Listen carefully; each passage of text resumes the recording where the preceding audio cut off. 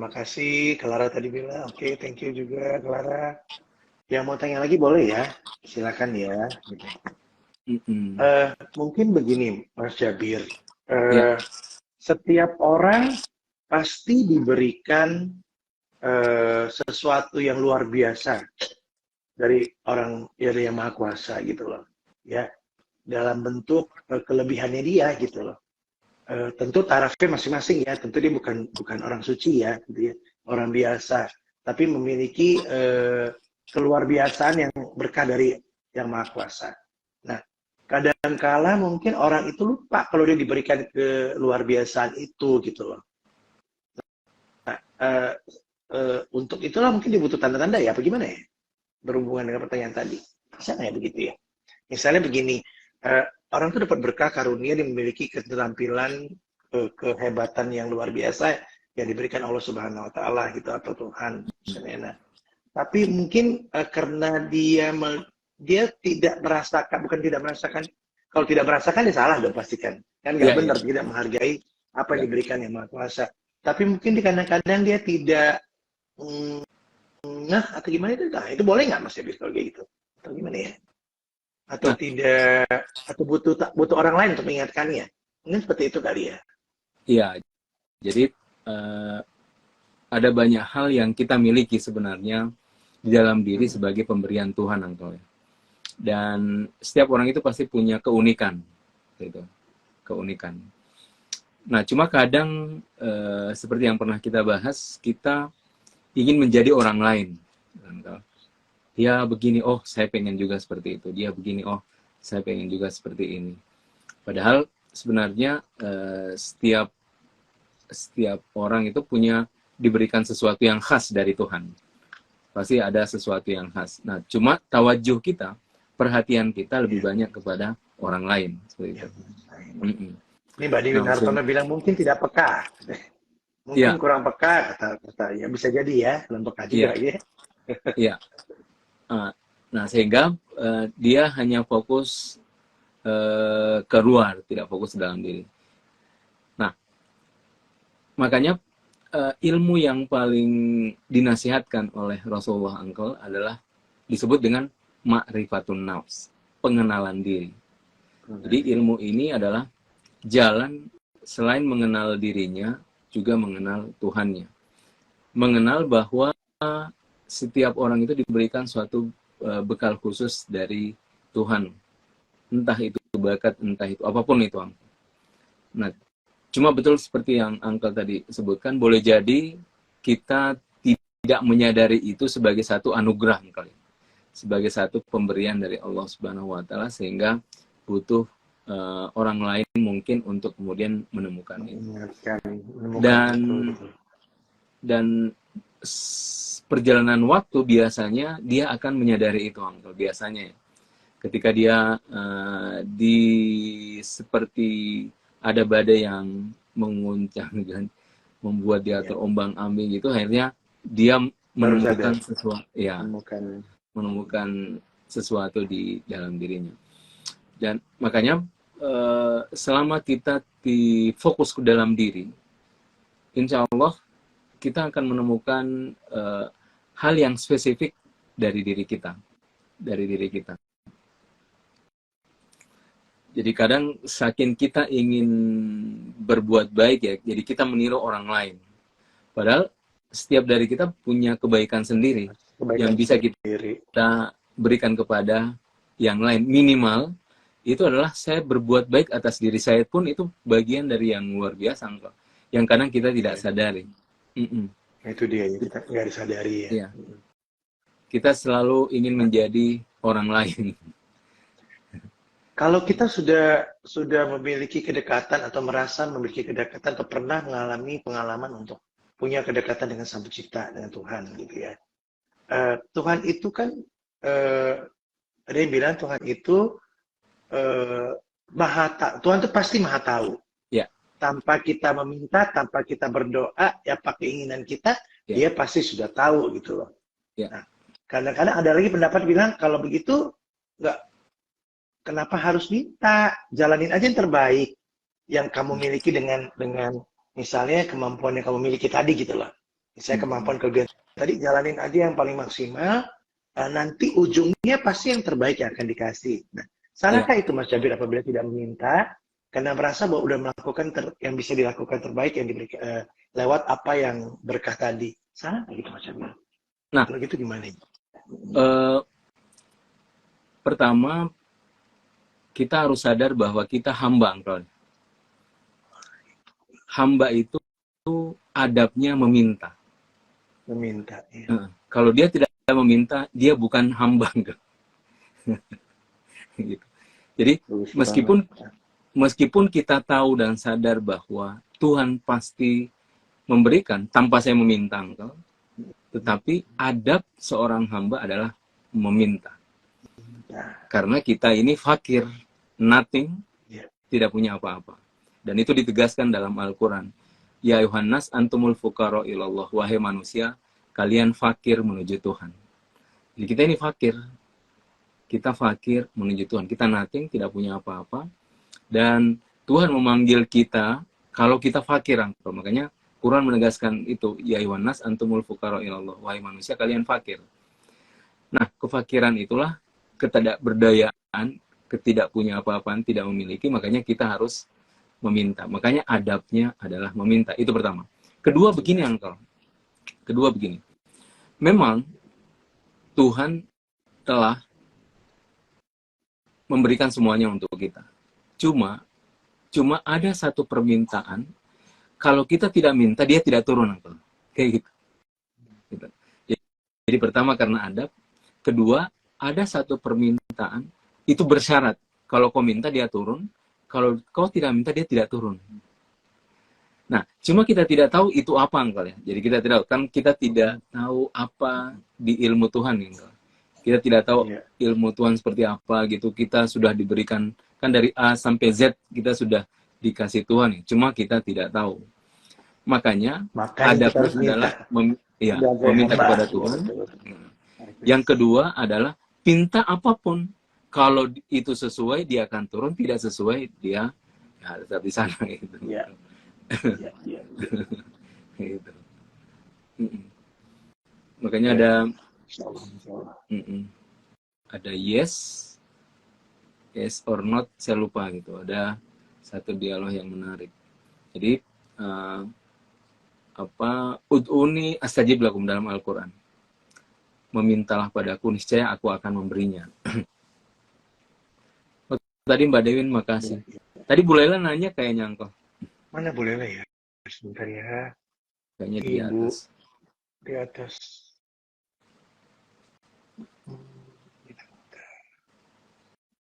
Kayaknya tadi saya lihat Bu Lela. Nggak tahu. Bu Lela masih di luar negeri nggak? Apa udah pulang? Bu Lela. Oh iya. Beliau lagi di Kanada ya. Ibu. Mana? Sebentar ya Bu, aku scroll dulu, mohon maaf. Uncle scroll dulu. Enggak di atas tadi. Di awal-awal deh kayaknya masih. Iya. Ya. Dapat aku. Mas Tabi dapat nggak? Dapat apa? Nanti kita ini kan ya. Ya. Sambil ya Bu ya. Sambil jalan nanti kita inginkan lagi.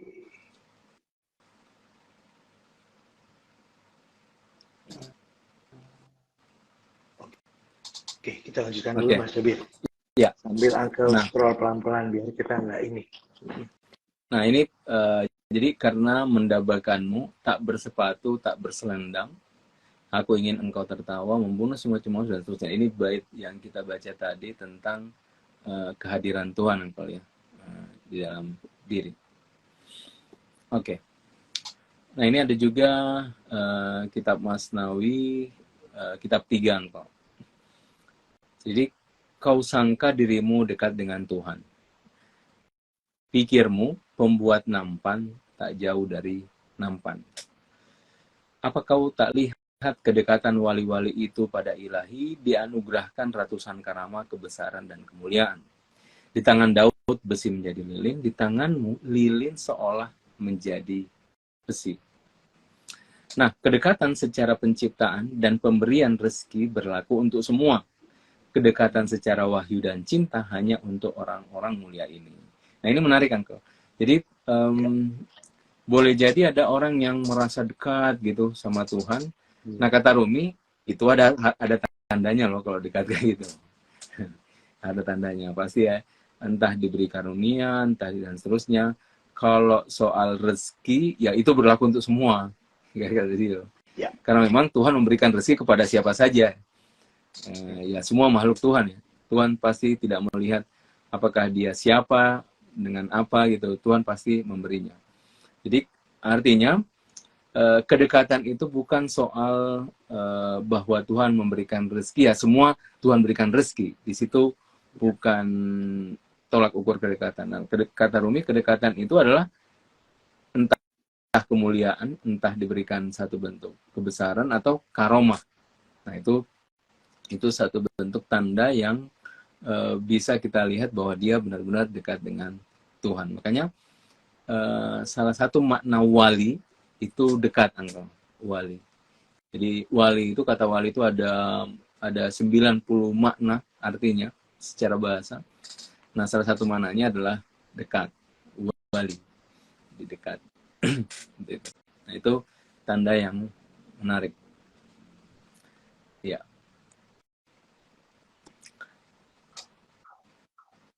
Aku belum dapat, Mas Abir, sorry ya, belum menemukannya. Nggak apa-apa. Pertanyaan dari Ibu, sambil kita tunggu ya, Bu.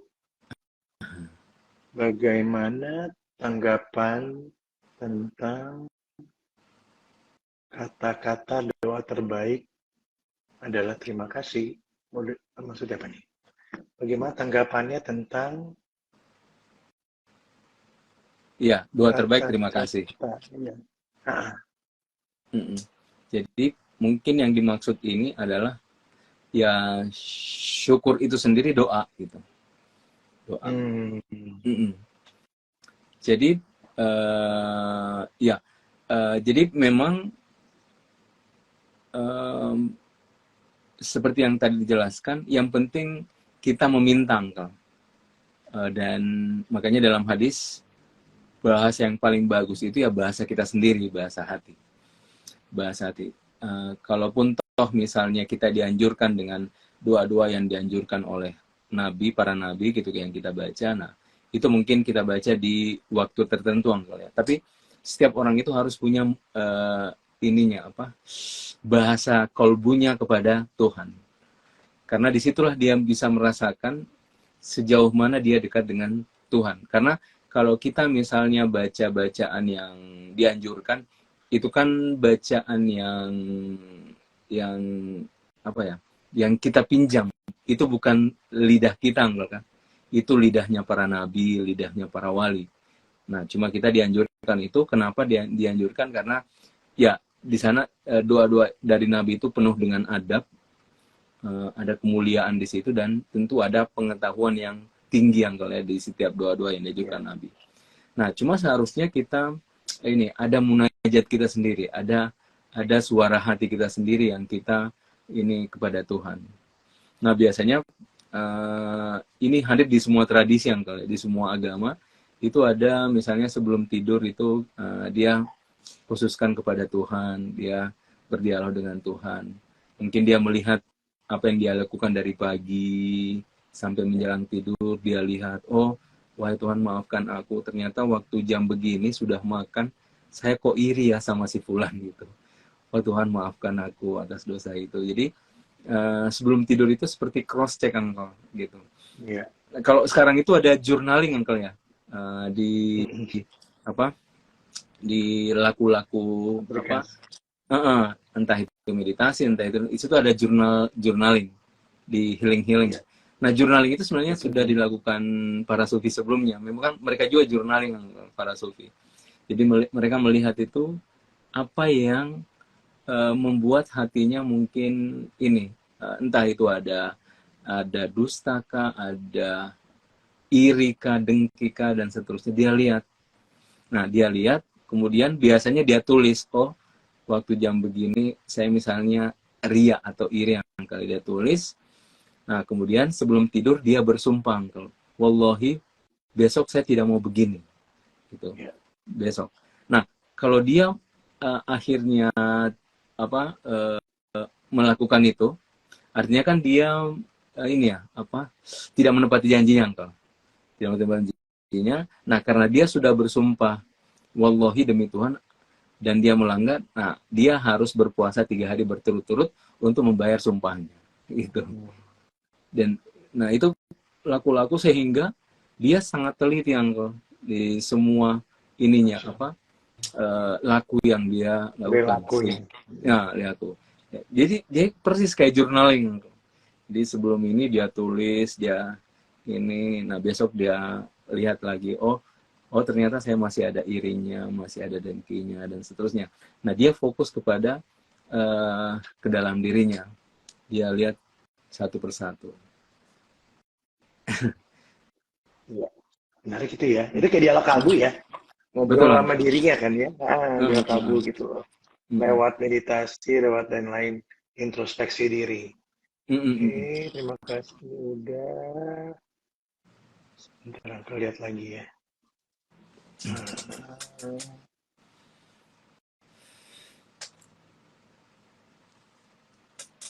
Izin bertanya, Ustadz dan Mas Jabir, ketika hamba menjauh dari Tuhan, ini apakah yang sedang terjadi?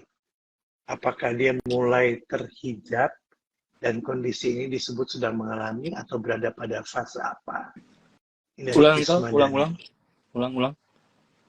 Izin bertanya Engkau dan Mas Jabir, ketika hamba menjauh dari Tuhan, ini apa yang sedang terjadi sebetulnya? Apakah dia mulai terhijab dan kondisi disebut sedang mengalami atau berada pada fase apa? Ya. Nah, itu banyak hal yang membuat kita bisa jauh dari Tuhan. Ada banyak hal. Boleh jadi karena lalai, boleh jadi karena dia melakukan sesuatu, boleh jadi dia melakukan kebiasaan yang tidak biasanya. Jadi maksudnya begini, dia melakukan sesuatu yang tidak biasa dia lakukan. Gitu. Nah, sehingga itu berefek kepada jiwanya. Boleh jadi dia sudah sampai kepada satu level yang dia harus menambah pengetahuannya. Jadi dia lagi stuck, merasa hampa dan seterusnya, sehingga seperti ada jarak dia dengan Tuhan.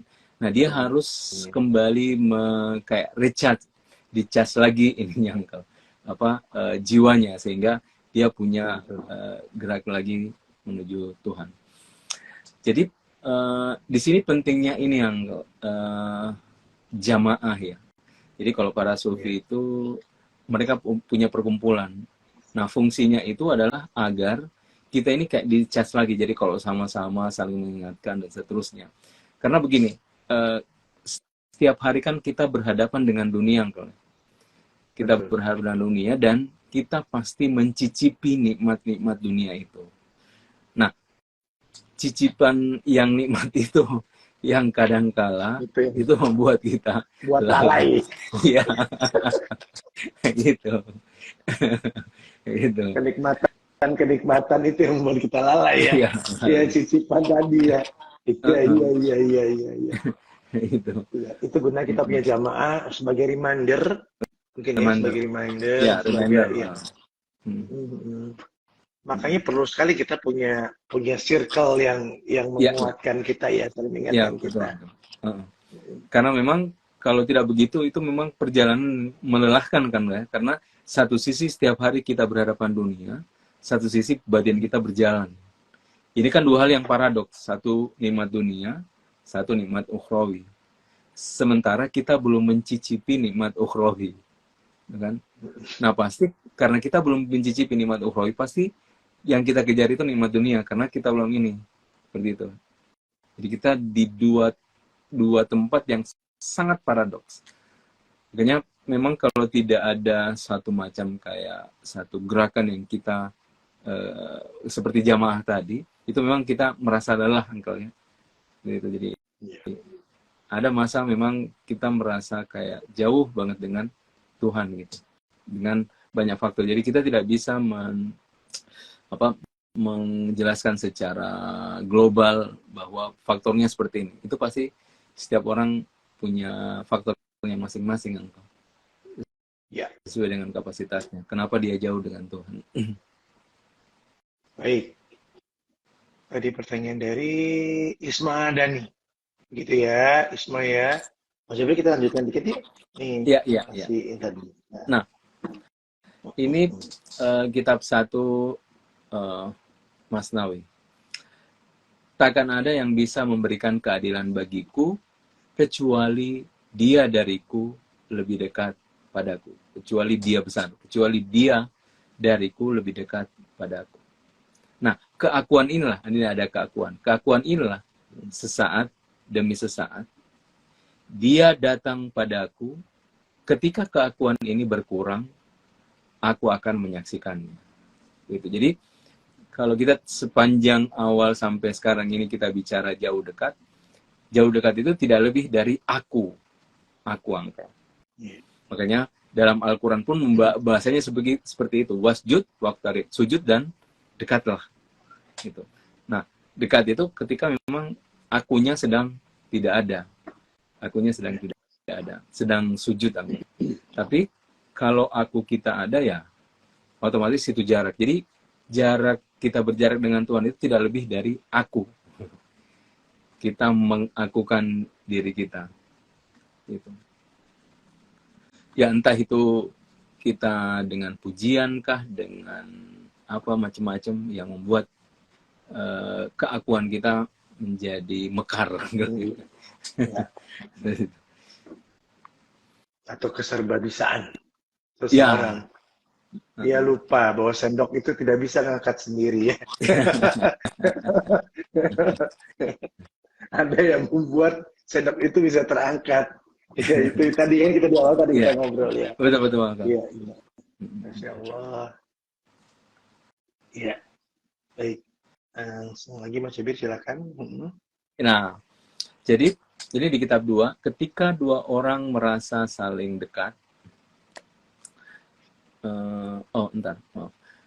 Nah, keakuan inilah sesaat demi saat dia datang padaku, ketika keakuan ini berkurang, aku akan menyaksikannya. Nah, ini justru ketika aku ini berkurang, kita akan menyaksikan kehadiran dia, Tuhan dalam diri. Seperti ketika seseorang memberikan emas untukmu, pandanganmu hanya padanya, bukan lagi pada dirimu. Jadi ketika ada orang yang memberikan emas, ini perumpamaan yang bagus tentang tawajuh dan lalai tadi yang tengah. Ketika ada yang memberikan kita emas, ya kita tidak lagi lihat diri kita. Kita saking takjubnya, kita hanya melihat si pemberi emas tadi, gitu. Begitu. Nah, itu suatu bentuk kehadiran. Jadi ketika ada ketakjuban kita terhadap sesuatu yang di luar. Nah, ini ketakjuban ini adalah kepada Tuhan. Ketika kita takjub pada Tuhan, ya kita tidak akan melihat lagi diri kita. Nah, problemnya kita tidak pernah takjub kepada Tuhan.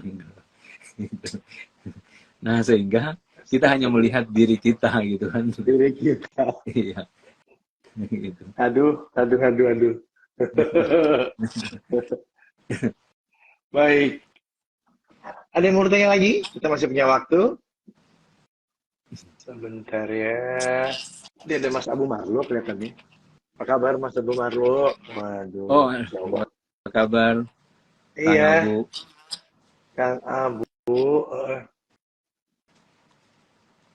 Tunggu ya. Kita masih punya waktu sedikit kalau ingin bertanya. Sebelum kita nanti ke penutup. Mbak Diwin mana? Mbak Diwin biasa suka bertanya nih Mbak Diwin. Apa kabar Mbak Diwin? Udah lama juga kita ketemu. Lama nggak kopdar kita nih. Udah waktunya kopdar. Ngopi bersama. Ya. Boleh Mas Jabir silakan. Satu dikit lagi mungkin kita ini kan ya. Ketika dua orang merasa saling dekat tanpa ragu, ada kesamaan di antara mereka. Nah, ini menarik Engkau. Jadi ketika dua orang merasa saling dekat tanpa ragu, ada kesamaan di antara mereka. bukankah burung terbang dengan jenisnya sendiri, bercakap-cakap dengan yang tak sepaham, seolah kuburan dan yang lahat. Maksudnya, kalau kita berbicara dengan orang yang ya tidak sefrekuensi, yang kita mau cepat-cepat pergi kan, ini kapan selesainya sih, cepat pergi gitu. Nah, ini yang kita bahas tadi sebelumnya, ada kedekatan yang berdasarkan ketenangan, yang Uncle sampaikan, ketenangan, yaitu ketika dia ada saling dekat. Jadi ketika dua orang merasa saling dekat tanpa ragu, ada kesamaan di antara mereka. Makanya biasanya kalau asyik masuk, pecinta dengan kekasih, jadi meskipun seperti yang sering kita umpamakan, meskipun saya misalnya tidak suka nasi goreng, tapi karena orang yang saya cintai suka nasi goreng, saya akan berpura-pura mengatakan saya juga suka nasi goreng gitu. Saya akan mencari kesamaan-kesamaan seperti itu. Nah, kalau itu terjadi berarti ini kesamaan berdasarkan cinta. Karena hanya kesamaan berdasarkan cinta itu yang kita akan mencari satu bentuk kesamaan-kesamaan dengan orang yang kita cintai. Kan seperti itu, Uncle, kan? Jadi pecinta dengan kekasih, dia pasti selalu menyamakan dirinya. Makanya biasanya kalau berjodoh, oh mukanya kok mirip gitu kan. Sama. Gitu. Bukannya iya, kenapa bilang gitu ya? Jodohnya mukanya mirip gitu. Iya benar ya. Sering banget loh gitu. Iya, gitu. Mirip-miripin. Mirip. Jadi mirip. Karena cinta tadi kali ya. Iya. Bisa kayak gitu. Jadi sesuatu yang jauh justru akan menjadi dekat. Yang tidak sama menjadi sama gitu. Nah itu kekuatan cinta. Jadi dekat dengan Tuhan memang harusnya basisnya atas dasar cinta. Jadi kita sulit membayangkan dekat dengan Tuhan itu tanpa atas dasar cinta. Jadi kalau ada yang merasa dekat dengan Tuhan tapi dia tidak punya cinta kepada Tuhan, itu mungkin perlu introspeksi, karena sulit ya, bagaimana kita merasa dekat dengan Tuhan, satu sisi dia tidak punya rasa cinta kepada Allah Subhanahu wa Ta'ala. Padahal rasa cinta dia terhadap Allah Subhanahu wa Ta'ala atau cinta ilahi itu yang akan menjadi sumber ini kehidupannya dia buat perlakuan dan lain-lain, perilaku dan lain-lain lagi. Ya kan? Iya, Kang. Ya sebenarnya seperti itu sih sebetulnya ya. Mbak Yuin tadi bilang aku sibuk menyimak dan bertanya pada diri sendiri. Apakah aku sudah sadar? Keren. Mbak Yuin, keren sekali. Masya Allah. Mas Yabri, terima kasih banyak udah bergabung. Saya terima kasih sama kita malam hari ini di Bincang Rumi, dan buat teman-teman semua yang udah bergabung, terima kasih juga ya. Kita ketemu lagi akhirnya di Bincang Rumi, dan insya Allah doakan semoga kita bisa istiqomah terus jamnya dan waktunya ya. Amin. Tapi tentunya istiqomah dengan kesadaran ya. Once again kita pamit dulu. Terima kasih. Wassalamualaikum warahmatullahi wabarakatuh. Waalaikumsalam. Terima kasih, Uncle. Terima kasih semuanya.